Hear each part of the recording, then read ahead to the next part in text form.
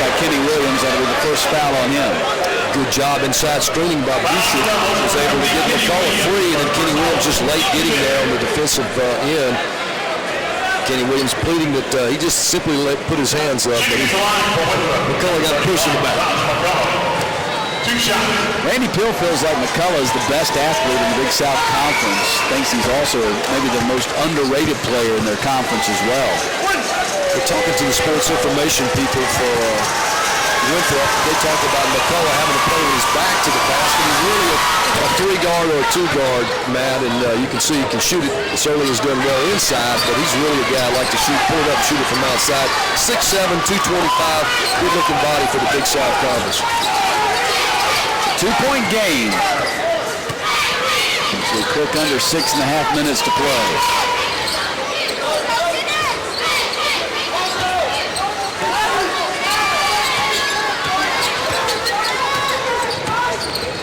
Warren trying to bounce inside to Dwayne Curtis, and McCullough stepped in front of it.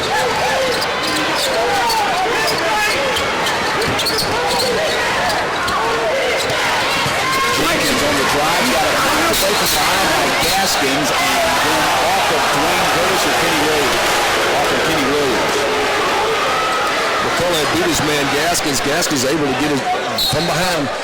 Tipped the ball. Kenny Williams had a chance to recover, but knocks it out of bounds. And then the Eagles turn it right back over to the Rebels. They're 2-on-2 here. Oh, nice move by Warren. The stutter step by Chris Warren. Then he hit another gear, Matt. Beautiful move by the 5'11" freshman out of Orlando, Florida. 4-point lead for the Rebels.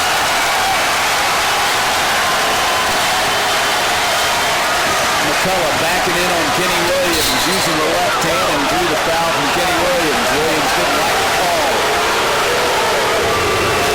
Kenny Williams pleading with the official. You're going to see the Ole Miss basket. There was a little stutter step. Unfortunately for Gaynor, he left himself at the free throw line and go back to the other end. Kenny Williams picking up his foul, and McCullough going back to the free throw line. Winthrop 75% from the free throw line tonight. McCullough 10 and 5 on his personal stat sheet. This Eagle team has shot the ball extremely well tonight. This team trying to get these fans into it. Tight game, 5:35 to go. Rebels up by 4.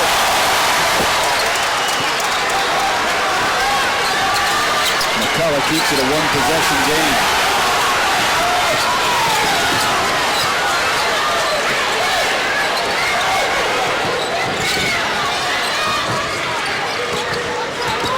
A little more pressure now by the Eagles. Huertas goes by his man, then finds Gaskins on the other side. Curtis. That simply was a muscle shot. Got bumped by Bishop. Gonna knock him off balance. Still had the presence to be able to get the ball up on the glass, and it falls in to give the Rebels a 2-possession lead.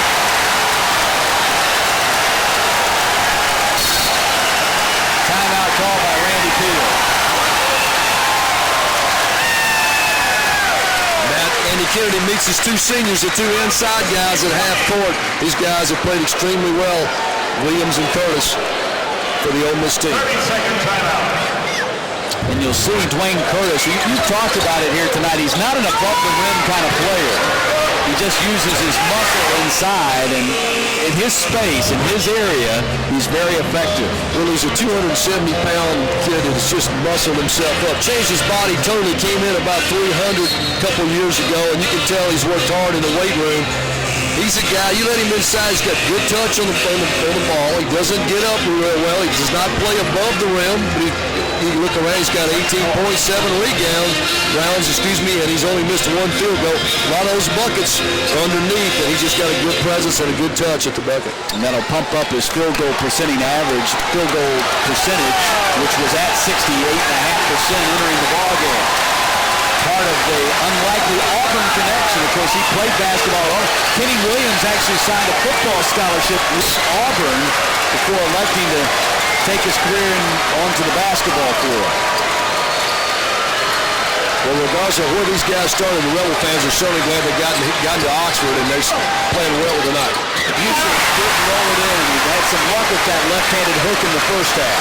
And he had a good look there, Matt. He just simply didn't get the roll.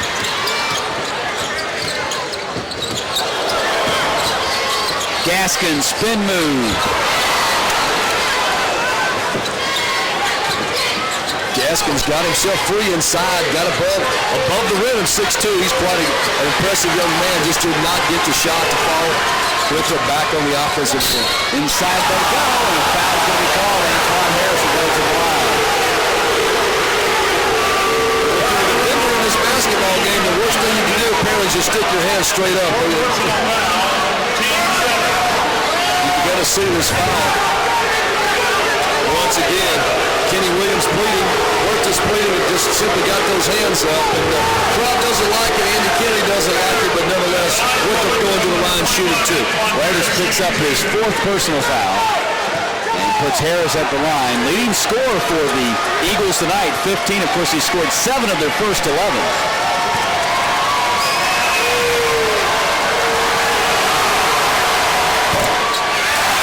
Harris, a young man, averaging 7 points on the season, 15 here tonight. Misses the first one, but back shooting the second free throw.